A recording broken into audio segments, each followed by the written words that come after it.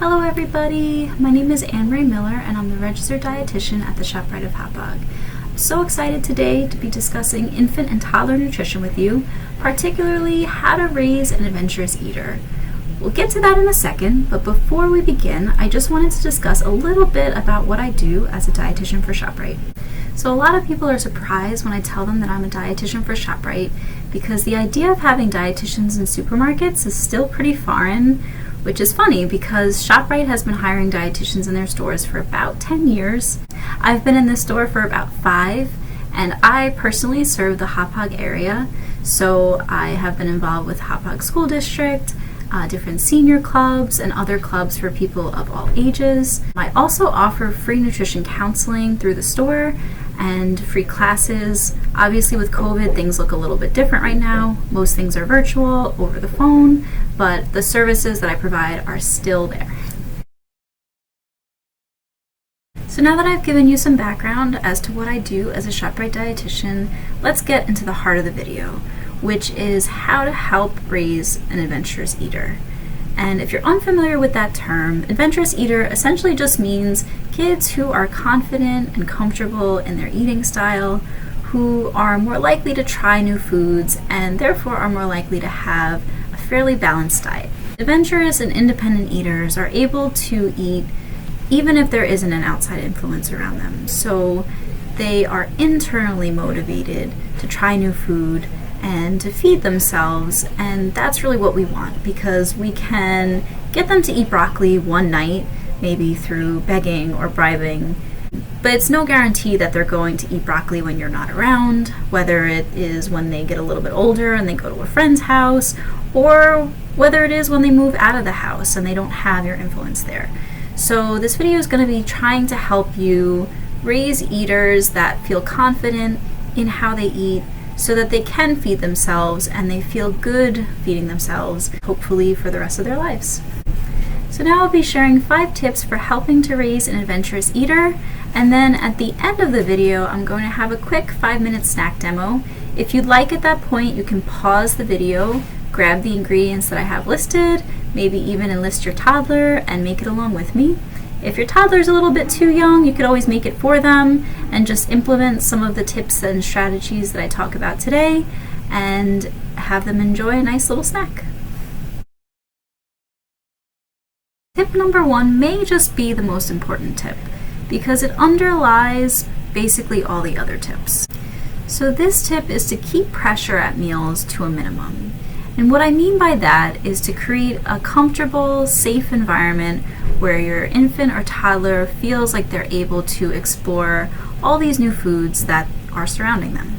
The less pressure parents put on their infants and toddlers to eat a certain way, to eat a certain amount, to clean their plate, etc., the more likely they are to feel confident and comfortable listening to their own body's cues as far as their hunger and appetite, and the more tuned in they are to the experience of eating, which again in the long term really helps to foster more independence with eating and helps them to feel comfortable and confident around food.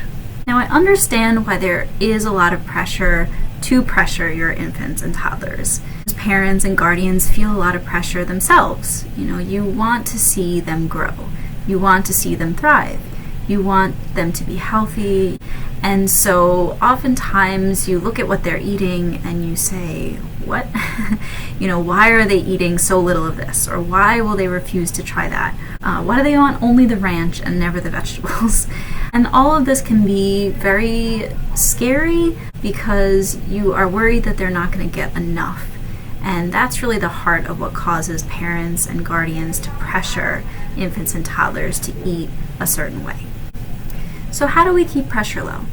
We keep pressure low by trying to avoid having very strong emotional reactions to how they eat.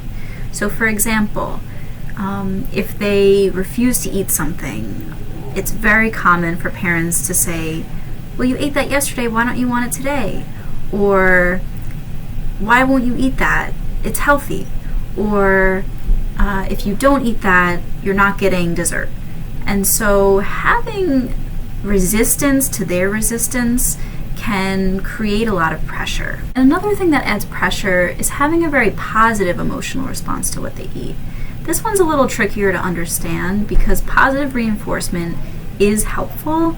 However, if we, for example, praise them for eating something that we ask them to try, and we get really excited when they try something, we're kind of teaching them that if they eat a certain way, it's going to make us feel a certain way. And it's also kind of teaching them that they should eat a certain way just to make us happy, and not necessarily because of how it makes them feel. So again, trying to flip it and make it so that they are the ones that are excited, that's more helpful than kind of immediately bursting into applause if they try something that they were a little bit scared of. So this leads me to tip number 2, which is to increase your child's autonomy at meals. When infants and toddlers feel in charge and autonomous, they feel empowered. So the same thing goes for yourself. If you were to go somewhere where somebody was watching what you were eating, was counting your bites, was asking you to eat something that you really didn't feel super comfortable trying, you probably wouldn't want to go back there and you wouldn't want to eat with them. And so you have to be understanding of how infants and toddlers see it as well. These foods are really so new to them. It may be the first time that they've ever tried something sour or something bitter, and they really have to get used to experiencing different flavors and textures and colors. So if you allow them to be a little bit more autonomous as far as when they do actually try something and how much of something they eat, it really helps to foster, again, this feeling of empowerment. Ellen Satter has this concept of the division of responsibility, where she states that it's up to you as the parent or guardian to determine what food you serve your child, and then it's up to your child to determine how much they're going to consume. Kind of to take the pressure off of you as a caregiver to always get your kid to eat certain foods and certain amounts, and also to take pressure off of your child to always eat certain foods and certain amounts. The division of responsibility also, again, helps your child to be more autonomous and helps them get more in touch with their hunger and fullness cues, which is something that adults tend to lose. So if you start at a young age to recognize when you are hungry, when you're full, when something really feels good in your body versus doesn't feel very good in your body, it really helps to keep those cues intact as you get older. So what does the division of responsibility mean when we're talking about making a meal for your toddler? Well, it means plating different foods that are appropriate for your toddler's age and stage. So giving relative portion sizes that you think would be appropriate for them. It also generally means serving at least one favorite food amongst the other foods, because if you serve them something that they're familiar with, that they're much more likely to eat more of the other foods on the plate. But then the other part of the division of responsibility is that once you serve it to your toddler, they still get to decide what of it they're going to eat. And this is the part that parents tend to struggle a lot with, because the more traditional way of doing things is being a little bit more authoritarian. So trying to make sure that they clean their plate, for example.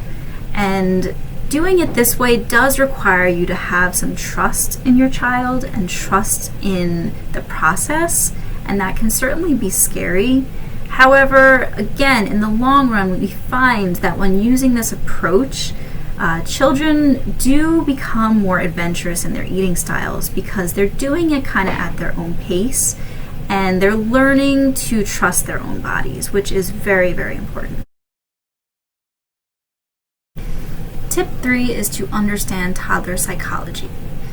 I'm sure you've gotten a crash course or two of this while on the job, but it is important to understand why toddlers act the way they act.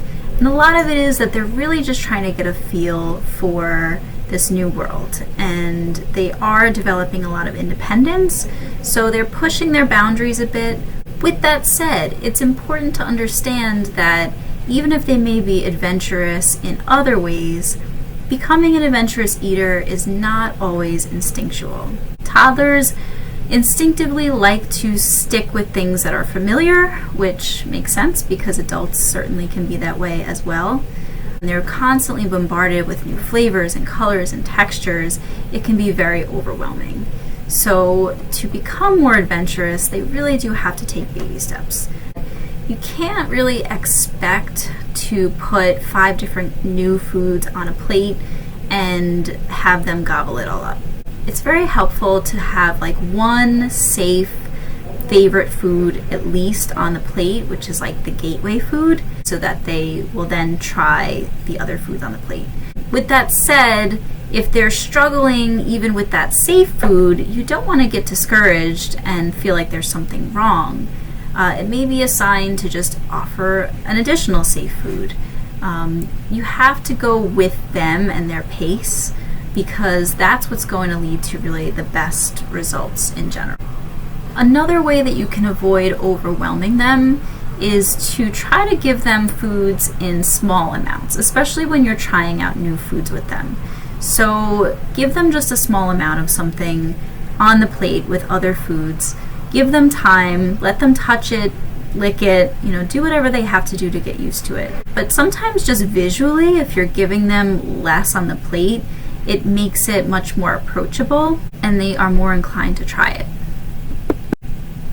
You can also help them feel safer around the food and more comfortable with the food if you're eating it as well. Rather than talking about how healthy it is or how much they're going to like it, which again are like external things that they don't quite understand, they do understand modeling and they do see someone that they trust enjoying something, and so they're able to connect those pieces, and it does get them more excited about the food. Also totally okay to separate foods. I know people worry, oh well, if I separate foods at every meal, they're just going to be like that for the rest of their lives and they won't be able to cope with mixed foods. But again, when you think about it, a mixed dish can be very overwhelming for toddlers because they don't know what they're going to get. So thinking maybe like deconstructed burrito versus burrito might really just help them feel like they know what they're putting in their body, which again is a great way to foster a sense of empowerment. Step 4 is to get them involved in both the meal planning and the meal prepping process. So the more involved they are, the more likely they are to want to try the thing. You can start even as early as with food shopping. Show them the different foods and ask them, which vegetable would you like for dinner? Broccoli or carrots? And having them see the food before they eat it certainly can make them more familiar with it. Being able to have some choice in what they eat also helps them feel, again, more in charge. Not 100% in charge, because if that were the case, they'd probably be making chicken nuggets every night. But giving them some choice does make them feel a little bit more empowered. Having them get involved in the kitchen is another really fun and simple way to make them more excited about the food. So knowing that they had a part in making it can make them feel pride in it, can also make them feel more familiar with the food. So it's not just a shock when they see it on their plate. It also can be super rewarding because you're giving your child and yourself really a wonderful memory, and it's also helping them feel more confident in the kitchen through their adolescence and into adulthood. And tip 5 is really just for you. It's to avoid comparison and avoid the pressure that you may be feeling to do things perfectly. There's no perfect way to eat. There's no perfect way to feed your kids. And we tend to have a habit of comparing our parenting styles to other parenting styles, comparing one child maybe with another child. You might have 2 very different toddlers, and that's okay. Genetics do play a role in how picky or adventurous a child is, and there are a lot of other factors at play. The key thing is to remember that as long as you're feeding your child, and as long as they're growing according to their growth chart, and they seem to be eating often, even if it's not as adequately as you think it really needs to be. Even if they're not eating a certain food group or food groups as much as you think they should, it doesn't mean that their health is going to suffer. Being adventurous does take time. Trusting the process is important, not only for your child's success, but also for your own and for your own peace of mind. And if you're sitting there going, well, I don't do any of these things, and now is it too late to try doing these things if my kids are used to doing them the other way? So just to summarize, working with toddlers can be the best of times and it can be the worst of times. It's important not to get too wrapped up in the emotion of the whole thing. Roll with the punches and allow your child to do the same. Giving them more autonomy over how much they eat really helps to foster a sense of empowerment, which is something that they can carry on into childhood and adulthood. And when you show them that it's okay to experiment and you set that example and you allow them to do it in a space where they're not being judged or coaxed, you're definitely going to set them up for success. So now I'm going to be doing a very simple demo for you, which is a bento box pizza that you can make for home or for pre-K or for daycare, that is very kid and toddler friendly and that utilizes some of the concepts that I discussed with you today.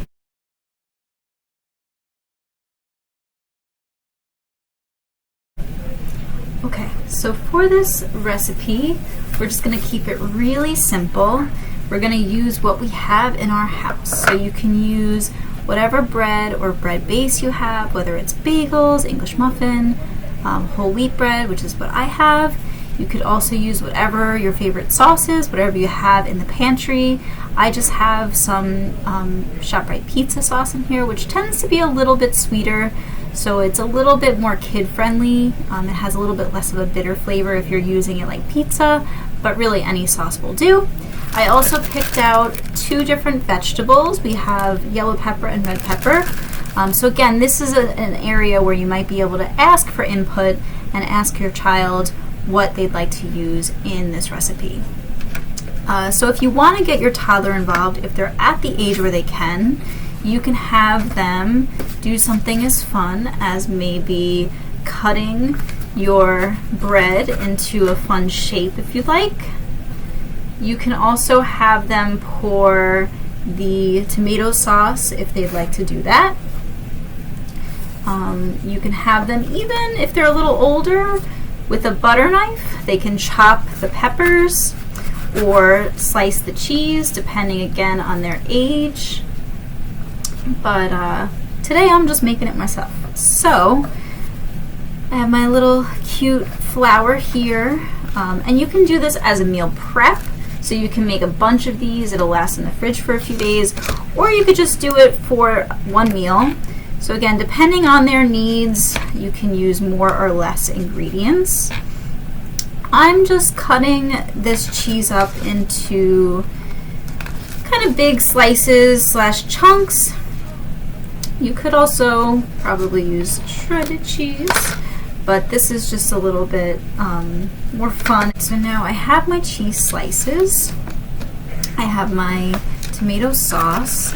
I'm also going to cut up my pepper pretty finely, and you can use, again, a bunch of different vegetables. If peppers are a new food and they've had something like carrots before, you can try carrots. If they've had broccoli before, you can try broccoli instead. But I would recommend trying at least one familiar food in this meal. So if they've had bread and tomato sauce before, they're likely to try the other vegetables. But the good thing about this is that we're keeping it separated, so they get to assemble it and play with it a little bit before they eat it. Okay, so all we're gonna do is we're gonna pour a little bit of sauce on, just like so. They can help with pouring if they'd like. And then we're going to have our cheese in one compartment here. Okay. going to have our vegetables, once we cut them all up, in another compartment over here.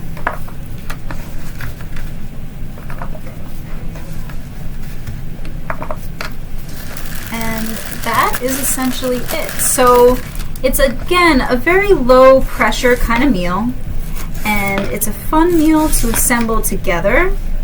It's also a great way to get them to get a little input as to what kind of veggies they'd like to use, or maybe they want to add some chicken or another topper to it, so you can give them a little bit of variety and selection there. And then it's in portions that are appropriate for your toddler. They may need a little more, they may need a little bit less, but you can always give them more if they decide that they're still hungry. So that's it. I hope this video was helpful for you. I certainly had a lot of fun, and if you would like to know anything more about my services, you can contact me on the next slide. So thanks so much, everybody. Have a great day.